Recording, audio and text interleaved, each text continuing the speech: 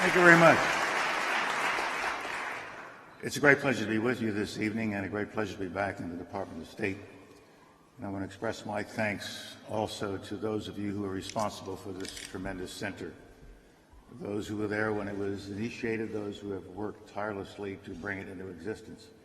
And I think it will be a remarkable addition to our museum system here in Washington, D.C., our centers, where we celebrate sacrifice and service for all Americans who have done that. Now, I have a small problem. Madeline gave her pins away. I'm trying to think, how can I match that? I have about 500 military challenge coins, but that won't make it, and they're all gone already. But I do have one other thing that I'd already given to the department years ago, and the department refused to give it back to me. So it is here somewhere in the collection.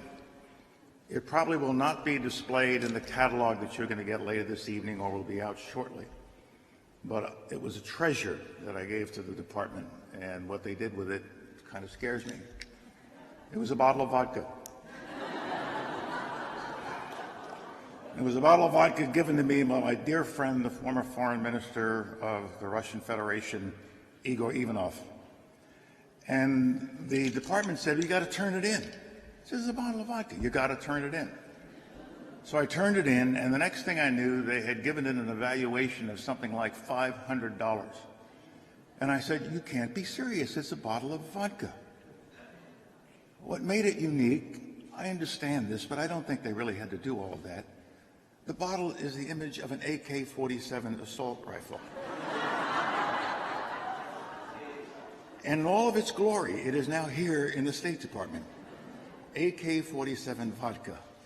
Now, if I'd thought a little more carefully about it, I would have sent them an AK-47 bottle filled with water and taken the vodka.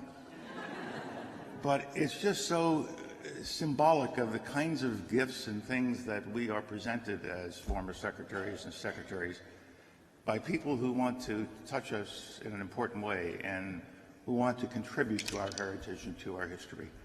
And that's why this particular facility, this center, is going to be so important for many generations to come, whether it's pins, vodka, or all the other wonderful things that are here to be displayed.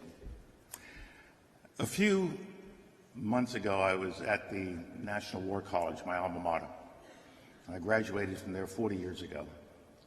And I was there because they dedicated a center to me, a hall, at the National War College building, that historic building. It's in the old library, the ground floor, and many of my things are being displayed there, but they said to me, well, would you give us something that we can put on a block of marble and mount over the entrance to the library, to your hall? And I thought about it, and I came up with the following. I came here to study war, and while I learned about war, I learned even more about the importance of finding peace. And you assembled here this evening, and all who work in this building are the ones who go about finding peace. You work hard to keep us from ever getting into a war. You work hard to find ways to solve things peacefully and through diplomacy and politics.